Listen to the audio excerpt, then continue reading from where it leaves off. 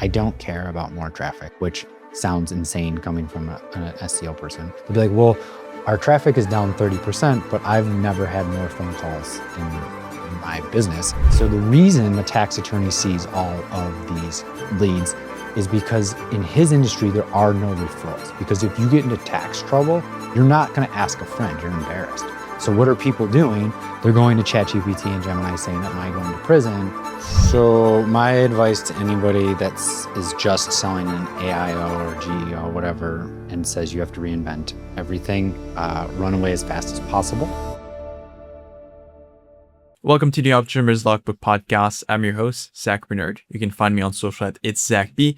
In each episode, I bring on experts from various industries for you to learn about their strategies and insights driving extreme business growth. Today, we're joined by Cameron LiButti, founder of Bidview Marketing, a 7-figure agency that helps professional service businesses, think medical practices, law firm, financial advisors, and real estate professional, grow through data-driven digital marketing strategies built around actual business outcomes, not just vanity metrics. But what's actually kind of interesting about Cameron is he doesn't exactly come from like the marketing world. Like before he launched his company, he was an engineer designing mechanical systems for Chicago high-rises. And it's that same like analytical mindset, like perspective that he can use like reverse engineer problems before even picking up a tool is exactly like how he approaches marketing strategies for his clients today. So he's worked with over 100 businesses, helped them generate millions in revenue for the people he works with, is a regular speaker on stage too, helping professional service business owner understand how to build marketing strategies around their actual situation and not a one-size-fits-all playbook here. Cameron, it's great to have you on the show. Welcome aboard here. Thanks for having me.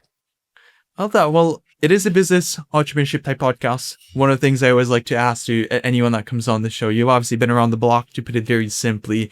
If you had to like restart, I guess, your company, could be even like your career, what would you say maybe it would be the one thing that you would do differently that you feel some people get like totally wrong? So, as you said, I was an engineer, so networking and human connection was not natural to me. Data analytics, building things, sitting alone in my thoughts were more natural. Well, that's not a great way to grow your business. It has, you hinted at it, obviously we've grown quite well, but we've always let our performance speak for itself, where I think we could have grown, I personally could have grown earlier in my career, like prior to being 30, a little bit quicker if I was more willing to start networking sooner. I usually don't dress quite this nice for our podcast, but I was at a networking event this morning. So I've been very intentional this year about networking, making those connections, and just continuing to people think networking is like asking for business. And I think the way I've started to learn from people senior of me, it's like, how can you help people? And it eventually comes back around to you. And so just getting out there, you have unique talents that you don't realize. A business connection, networking, we've become good friends of mine. He needed hearing aids. He had a hearing loss, and he knew I worked with audiologists a lot and like throughout the United States. And he just said, "Who's the best audiologist you know?" He had a really like unique situation, and just so happened that this audiologist isn't too far. She is one of one, and I recommended that to him. Now every time he thinks about anything related to marketing, he thinks of me, because like I helped him personally, and I would have helped him personally whether or not there was anything else. But these are the types of things in your life that if you're growing a business or starting with entrepreneurship, we overlook. Especially Zach, I don't know exactly how old you are. I think we're not too far in age, but I'm a millennial. We want to just post to social media and have the leads rain down, and we forget that, you know, the most successful people, you don't find them on social media. You know, like the guys and the women and the guys today, I think I was probably the youngest person in the room. And these are, you know, partners in law firms and head of HR companies. And, you know, I walked out to leave, and you see all the cars they drive away in. And, you know, 20% are active on social media. I think that would be high for this group of people. So networking earlier, getting comfortable doing that, refining how you speak to people, That'll take you a lot farther. Yeah. Don't negate like the service aspect of your business or what you're trying to do or the product, but somebody in your company or in your organization needs to be spearheading that. Yeah. I agree with you, and I feel like I'm guilty of that too, because we launched your company during like COVID, where like everything was online, and we basically kept it that way. Our entire company is like remote, and I feel that's like one piece of the puzzle where like I always try to like obviously connect with people online, but in person, I mean, I'm in the middle of nowhere too, so I definitely probably should be traveling a little bit more. I've obviously have invites from clients like, hey, you should come here and stuff like that, but I should probably doing more. So I'm taking your piece of advice with a grain of salt. I probably should be doing that too. There's levels to it. Like, yes, I've heard that. I'm remote. So these types of connections, figuring out how you can have one-on-ones via Zoom. They don't always have to be via podcast. Obviously, I am lucky in that I live in Chicago land area. But I made a connection with a CMO a couple months ago, and she's like, which events are you going to? And she's in Texas. She's flying to the Northeast, and she's flying. And so like, there are levels to networking.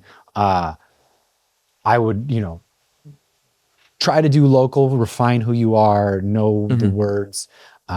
You are obviously, Zach, you said, oh, he used to be an engineer. Like that's not an accident that you said that. Like I've refined that over, 7 years of like what makes people's eyebrows raise, what engages with them, and then get ready to say it in, 60 seconds or less when you start meeting people, and then just be curious about what they do and who they help. And I'm still getting better at it, but that would definitely be my advice to early entrepreneurs. I love that, because I don't think we've had a lot of people mention that. I mean, everyone has a different perspective. It's like, oh, like maybe I hired someone faster, I got help from experts, but the networking piece I feel is not one that you hear often, and there's definitely a lot of value doing it. I mean, I know we've built referral partners with people, and then directly we've had a lot of business come from them, so it's definitely worth doing here. But one of the things that I'd love to shift gears a little bit, going more, obviously, your bread and butter. I know we talked about you being like an engineer, but you're also pretty good at like marketing too.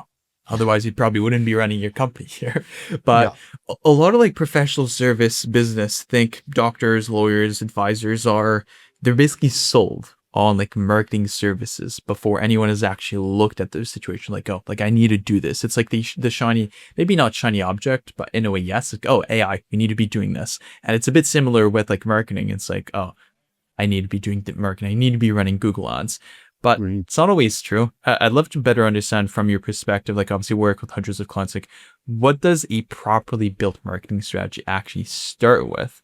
And what are some of like the questions most business owners never actually ask themselves before like working with you or like any other professional? So it starts with an audit, and this is true. So the industries you just listed, they don't, if a business is under $10 million a year, even 20 million, oftentimes they don't know what good marketing looks like. When you get to that 20, 30, 40 million, they have an in-house, maybe a fractional CMO, or they have a head of marketing. They have people that know what good marketing looks like, even though that business might not be doing it. And it starts from setting a goal, where these smaller companies, and you might be listening to this, you might be thinking, I'm not even a million. So perfect. You're at a good spot to think about this now. What's your end goal? Don't just say more business. Obviously it's more business, but more business, how? Who fits you? What type of financial resources do you have? Time resources? Who's on your staff? These are questions you should be thinking about. And then somebody like me should be auditing, like, what are your opportunities? I mean, if you have an unlimited budget, my guess is you've found some money glitch that you don't really need a marketing company for. Most people doing marketing are doing marketing because they don't have an infinite money glitch. And so you do have a budget. Everyone has a budget. That's the question I hate most, is like, well, what are we working with here? I don't know. If you don't know, that's fine. But then I'm going to try and dial in what that looks like. And it's not, they think like, well, he's just trying to price my services so he knows what tier to put me in. I don't have tiers. I am trying to spend your money correctly, right? Like the point of working with a marketing company is to see ROI. And so you work your way back. Like, what are the opportunities? So obviously the two big ones digitally are always going to be paid ads or SEO. There is a time and a place for both. But oftentimes companies that are coming to me aren't ready for both at the same time. So Yeah. auditing their competitors. What's the competition doing? Where are you losing? Oftentimes they're coming to me thinking like, what should we be doing? And they haven't even thought about their branding or their positioning. And we could send traffic or leads and it's going to fall apart. They haven't even thought about what's their unique position in their market. One of the famous ones is the law firms that help everybody. They do all the law firm things. It's like, well, that's not true. And that's going to get really expensive really fast. And so, sometimes there's stages before that, but auditing who you are, where you're at in your company, who your competitors are. I do, right, the competitor audit. I lay out a strategy. That's always where I start. Depending on how you come into us, either it's a paid audit, it's really extensive, or I'll run for some businesses, they want to just like a quick overview and then really just have the conversation. And I'll do that as well. I never start with anybody without first auditing their their location, their industry, who their competitors are. Yeah. I mean, it's like a doctor just giving you like some pills, like meds, without even asking you any questions or testing your temperature or anything like that. Probably not the right solution. So it's about getting a better understanding, like where they're at, what other people in their industries are doing, and then getting like the bigger picture, what will actually perform for them. Because some people, they're going to be like, oh, let's start doing SEO, let's start doing paid ads. Because for example, maybe they went to a networking event and someone was like, hey, you should be doing paid ads. You should be doing SEO, AI, all that fun stuff. You're like, oh, I'm missing out. Like all these guys are doing all these stuff. It's like, yes, but they're in a totally different industry, totally different landscape. This doesn't actually apply to you. You need to start with this, then go to B, C, et cetera, et cetera.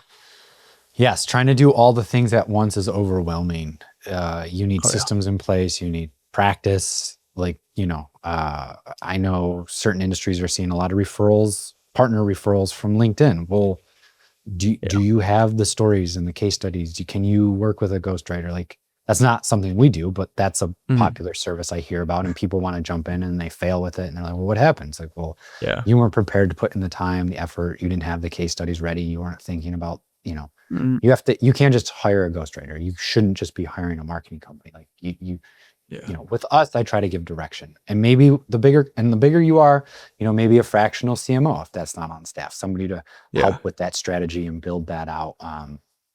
And then partner with somebody like us. So there's different flavors for everybody, but really knowing who you are before you jump in is important. Yeah. It's doing like that inner work, but you also need to do it for your company too. Yes. I feel it's an important one. But touching on to like one thing, you were talking about like SEO, you mentioned like paid ads. One thing I want to like talk about, because I know you're like a big like AI guy, like SEO too. Like I see on like LinkedIn posting like these like very long articles, and we chatted about a couple months ago about I think it was like not OpenAI. Forgot what was it? OpenClaw. There you go. I was forgetting what it was. That was like 101. I mean, not really relevant to the question I wanted to ask you, but there's really like a lot of noise around like AI in terms of search, GEO, AEO, basically whatever people want to call it these days. Everyone has a different definition of what it should be called. But again, a lot of people, from what I'm seeing, they're like, they're being told they need to reinvent their entire like SEO strategy. And I'd be kind of curious to hear like, what's your take on what actually changed versus like what's just being like overhyped, and what professional service business actually be focused on right now? So my advice to anybody is just selling an AIO or GEO, whatever, and says you have to reinvent everything, run away as fast as possible. They are a grifter, like, top tier grifter that likely has failed at other businesses and now just trying to sell the new hot thing. When I say we, SEOs finally got direction, official direction. Not that Google doesn't lie, and not that we haven't been testing this for years now, but we got official direction. I don't know when this podcast will release, but right around April 2026, Google put out their first recommendations. And fundamental to whatever we're going to call it, AIO, is good SEO. Good SEO is a well-structured site. It's understanding who you are. It's talking about your services. It is doing all of the things that you should have been doing for 20 years. The reason AI is just hot right now. So there's, there's two sides to AI. There's the what can AI build and automate and do, and then there's the AI search side. And so the CEOs and the business owners are all caught up in this AI stuff. So they're now all of a sudden really interested in AI SEO. And so they're calling these people, it's an easy thing to sell. I was really resistant to even saying we did it for a long time because I knew it was really just SEO at its core. I do now say that we do it. There are some unique additional strategies to it. Yeah. But anybody, there were some strategies at the end of last year, and I still see them pop up on X, even LinkedIn once in a while. Although the LinkedIn SEO community is pretty tight, and they will jump down your throat if you post some of these spammier hacks. But these techniques that were working last year to kind of shortcut the systems are getting stomped out pretty quickly. And then I will say you really only have I'll call it 2.5 platforms that really matter for AIO. So, at the end of 2025, it was ChatGPT. They had something like 95% of the AI search market share. In October of last year, I was saying like, they're going to dwindle fast. And my prediction was by the end of 2026, they will not be the leader. It'll be Gemini, which is Google. It's going to be really close, but I think the last time I checked, ChatGPT from an informational search side, I think is down under 70% now, with Gemini having increased now it's closer to 30% of the market share. Anthropic is not used from that side at all, which is Claude. And then you do see Perplexity getting used a little bit. But Perplexity is, as cool as that product is, it's not as popular as it probably should be. And so the things that you can do SEO-wise, you can throw a wider net. So we're starting to see social media posts get indexed into Google. Social media is starting to get noticed where, Google's had a love-hate relationship with Meta for a long time. If you do care about the AI stuff, posting to LinkedIn, posting to Meta properties are becoming important. The most important still being YouTube, which people act like this is some new magic thing.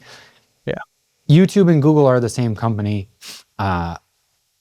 YouTube has strongly influenced Google for a long time, but it's now probably the strongest, I call it a citation, the strongest citation for an AI search. So doing this work is important. The other thing that people overlook, I want to be listed in ChatGPT or Gemini. Are your customers, clients, patients there? So for example, when I work with a lot of audiologists, their patients are 65 plus. They're not there. We see maybe 1% of our leads across the country coming from ChatGPT. On the flip side, we work with a tax attorney. We see almost 40% of his leads coming through ChatGPT. So you have to think through this. What is your client path?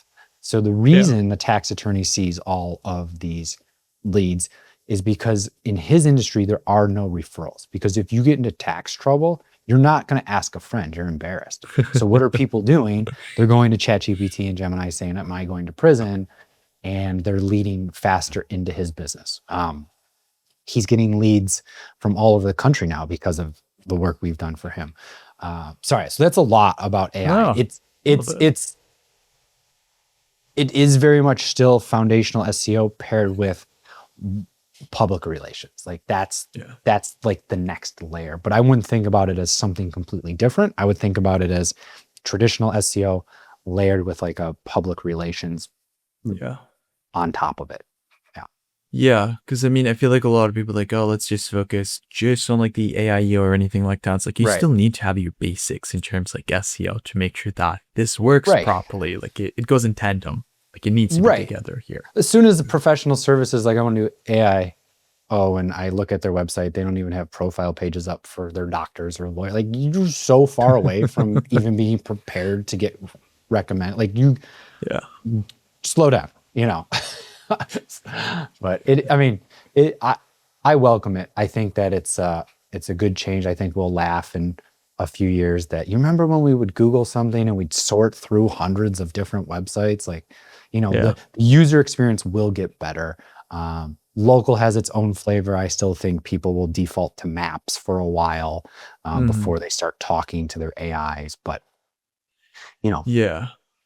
I think like if I'm trying to plan a trip, maybe I'm gonna use like ChatGPT. But if I'm trying to find more of like a location, like somewhere I want to go, I'm probably still gonna use like Google.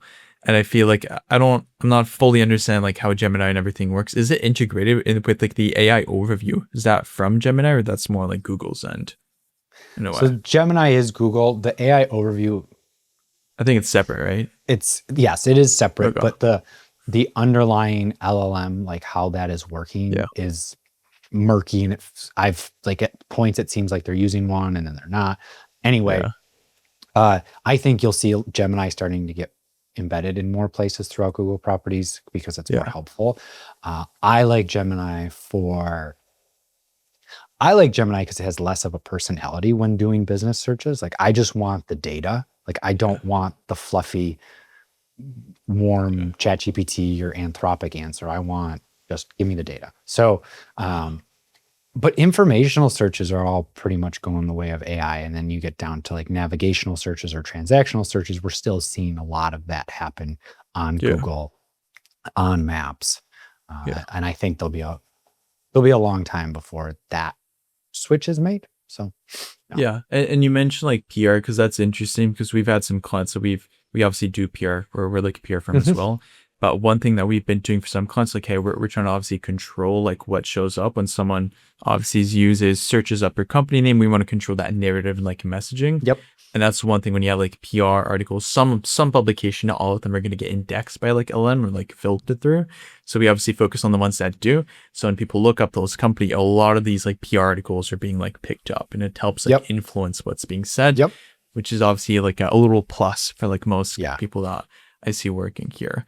Um, but you talked about like the different type of like professionals, etc. I mean, there's obviously going to be local companies, smaller companies, and you obviously work across markets that do look like a bit different from each other, from like what I could Yep. tell. Like it could be solo practice in a small town versus a multi-location group in like a metro. I'd be curious to understand like how does your strategy change based on like the market size and like the competition? Because obviously not every market is similar. And what kind of mistakes would you say a lot of owners might make when they try to apply the same approach, like a one size fit all approach?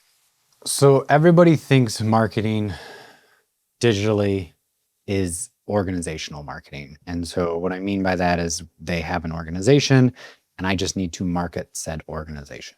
And in some situations, yes, there are marketing channels that are just organizational in nature.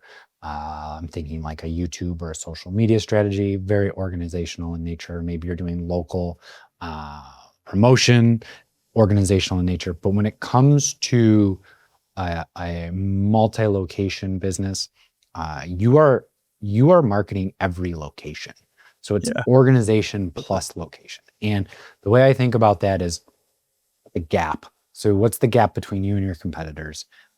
And it could go both ways. So maybe you're trying to catch somebody, or maybe you're trying to analyze like what type of lead do I have, and what are they doing to catch me? So I'm always thinking about gap costs, uh, bridging gaps. So if I go into a market with 3, 4, 5 locations, who do we have to hold off? How do we have to do it? Which location is weak? Why is it weak? Is more locations, in my opinion, are better for lead generation, but that does come with more infrastructure costs. It comes with more, right? These are things that Yeah. don't fall under my responsibility as a marketer. It falls under your responsibility as a business owner. Mhm. You have obviously rent and you have staffing. These are all things that you have to think about. I just looked at a business for a friend of mine who custom tailor out in Las Vegas, and their one location's doing great, and this other like this other one's doing terrible. And I looked it up. I'm like, well, it's 6 months old, and there's no review. Like you just think that you just have a good brand. You just open a second location, and they put the signs out. They did the local networking thing, but digitally you Yeah. can't tell that there's a second location. So I think that's a big mistake of as you grow, understanding that it goes from organizational marketing to organizational plus your multiple locations. And there's more strategies to it, but Oh, from a yeah. high level, that's how I think about it. Yeah. It's interesting because like, yeah, like as you said, like, oh, the brand is here, gonna open Yep. up a new market, we're gonna crush it there. But no, you got to set up your Google business profile. You're gonna make sure that Mm-hmm. you're established in those locations. You got reviews. I mean, reviews are probably one of the most important things. If people are looking you Yes. up, they see 0 reviews, probably gonna go to someone else. I know that's what Yeah. I do. If I see someone Right. under like 10 reviews, popular thing, I'm going somewhere else. I'm assuming Yeah. a lot of consumers are gonna do the same thing. Yes. I mean, if your brand is Costco, you get to just open up Oh yeah. like the brand is so strong, it doesn't like this, it's already established, right? Like you can just pop up a location. But when you're a personal injury law firm, opening a location isn't just going to magically bring business into from a new town. Like there has to be some thought to how are we supporting that location. Yeah. And I want to go back because I mean, I know you're a data guy. You talked about like, oh, I just want the data when I use like Perplexity and everything like that. And I feel a lot of business owners don't take more of like a more like data metrics driven approach. And when it comes to like measuring marketing performance, a lot of them don't. They're like tracking the wrong things. Maybe they're not even tracking them in the first place, but they could be looking at the traffic numbers, the impression, the clicks, all that fun stuff. But I'd love to understand from you, like, what kind of metrics actually matter, and like, how do you have that conversation with a client who's been like, they have like this belief in place that like, hey, we need high traffic. That's literally like how we get more success. More eyeballs means more success, which sure can be right, but there's a few components there that may Yeah. be So not you asked true. a few nuanced questions in that. I'll start off with the traffic question. I don't care about more traffic, which sounds insane coming from an SEO person.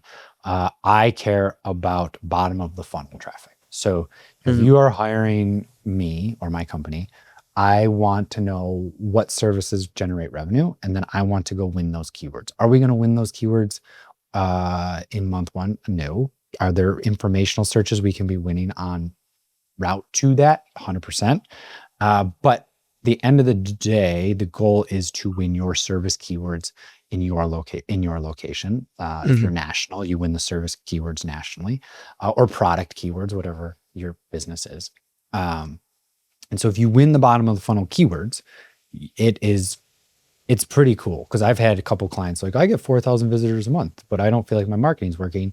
They start working with us, and I never try to intentionally reduce traffic, but it happens because it's not a focus of ours. The focus is bottom of the funnel. They'll be like, well, our traffic is down 30%, but I've never had more phone calls in my business. And what's happening? Well, we won the searches that are closest to the purchase. So if you're familiar with like the awareness ladder, right? There's solution aware people that aren't yet business aware. So if someone types in dentist near me and you win that keyword and you have the reviews, you're going to get that first call. That feels really good. The part that business owners need to think about, and this gets into like a broader audit, you're not probably going to be able to do this on your own as a business owner, but I call it TAM, but total addressable market. I work with people in Manhattan. Their geography, their radius is blocks. I work with people in the middle of Nebraska. They have people driving to their practice an hour away. And so what's the total addressable market? I mean, to be fair, there are more people within blocks of those Manhattan offices than there are within an hour of those Nebraska practices. But the point being is, you might only have 200 searches there at the bottom of the funnel. That might be it. And if you win those 200 searches, you're going, now what? Well, we've exhausted the really, the closest to buy leads. We can now start moving away from those to more, what should I do if my tooth hurts? Who should I like you can start going after that type of work. If I'm speaking as if like you're a dentist or something, but you can start thinking about paid ads. You can start thinking about other marketing channels. Again, this comes back to some of your first questions, is like, what does that strategy look like?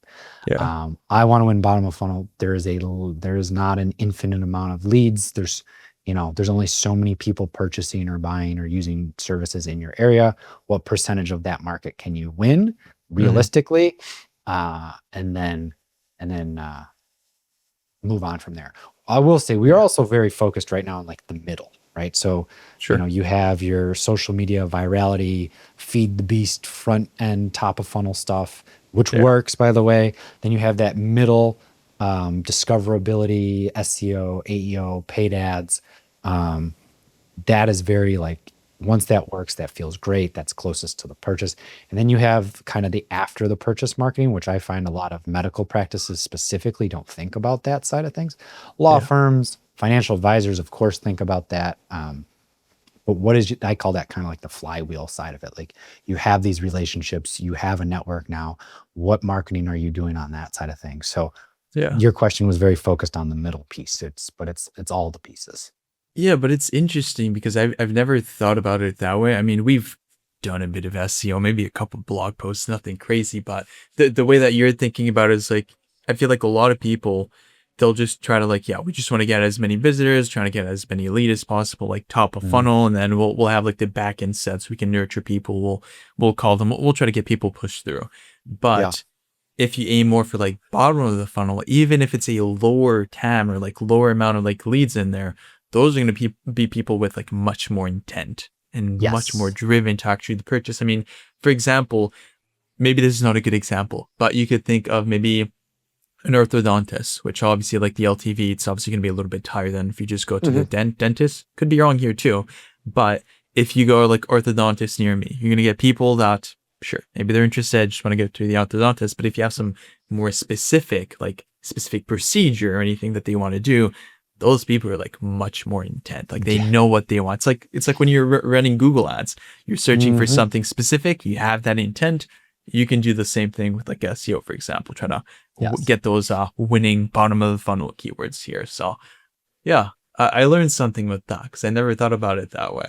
And I feel that's probably something not a lot of business owners do, from what I can not tell. a lot of SEO people do either, which I was talking, I mean, one of my good friends, give him all the credit in the world. He's a very large marketing company, but they do a lot of custom development for 8 and 9 figure, even some 10-figure businesses. So they're local. Like, he doesn't think about total addressable market. He doesn't, like, they know SEO from like a website perspective, like structuring websites, but from like a month in, month out, he's not working with local businesses. And I was talking to him, and he said that he's like, dude, you got to talk about that way more. I don't think business owners are ever even thinking about that. He goes, I've been doing this for 20 years and these aren't like, I'm in SEO and marketing, but not those channels. I didn't even think about that stuff because that's not who our clients are. So in the context of him, like, that makes sense. But you know, you see a lot of like I call it like the gurufication of like marketing. And so, you know, you have marketers selling to marketers, and they're like, just run my playbook. Like, that's a different playbook, guys. Like, that doesn't translate to working with a law firm or a medical practice. Like, those are different animals. So, No, I always learn a thing or two when I speak to you, whether it's AI, SEO, or anything like that. So I do appreciate you coming on the show. And I guess like one thing I always like to ask you to make it even more like valuable to like anyone listening, if you're a business owner, you're like, hey, I want to grow the company, whether it's like any marketing. I'm like, hey, this marketing thing looks great. We've been doing all referrals, the entire like lifetime of your company. How should they be like, what's going to maybe the first like 3 or 4 steps that they should be looking at before they look at doing all these marketing efforts? I know we talked about like auditing, but I know it's probably one of the steps that they should be looking at doing. I mean, if you're a local business, look up who your competitors are, get an idea.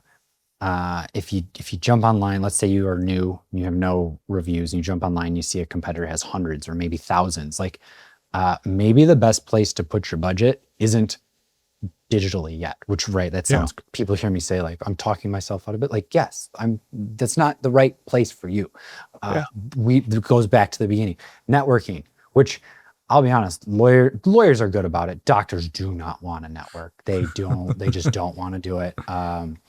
You gotta go figure out how to find referral partners. So if you're a specialist, can you find general practitioners that will refer you business? So you can't just kind of stake your flag in the ground and just assume business shows up. I had this conversation with a optometrist, or actually with her brother, but she'll be calling me.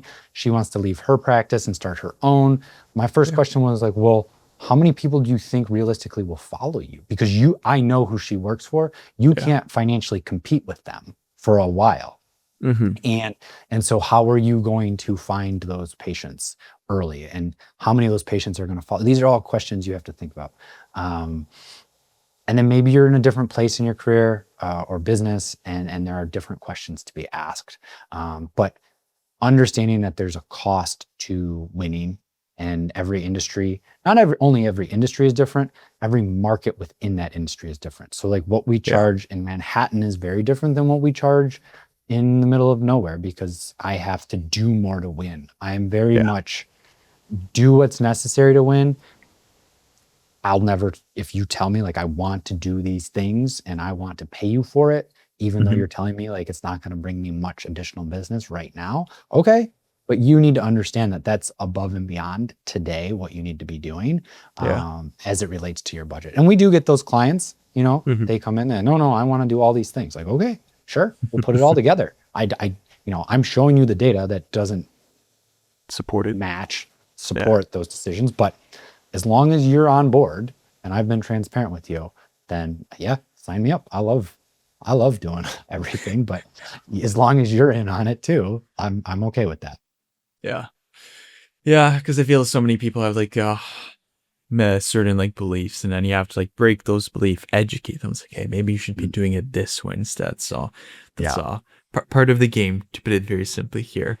Yes. But no, I really appreciate you coming on the show. As always, I always learn a thing or two from you. And I know that you guys built like a new website a couple months ago or something like that. But if anyone wants to get in touch with you, reach out, what's kind of the best way to do that here? So if you go to bidviewmarketing.com, all of those contact form messages come to both myself and my senior account manager, Erica. She's incredible. So those if you reach out to us, she'll set up a time for the three of us to meet. If you're serious about, understanding more, if you just want a chat or anything else, I'm pretty easy to find on LinkedIn. I should be better about posting, but you can find me on LinkedIn, Cameron LiButti. I'm there. If you message me, I'm pretty good about responding quickly. But those are the two easiest places to get a hold of me. Perfect. But we're going to put them the show notes description if anyone wants to check that out either way. But you're that, everyone, head over to bidviewmarketing.com if you want to learn more. And to your listeners, if you've enjoyed this episode, don't forget to subscribe, like, review, comment, all that fun stuff. Reach out to Cameron here. And then, until then, keep pushing, and we'll see you in the next one.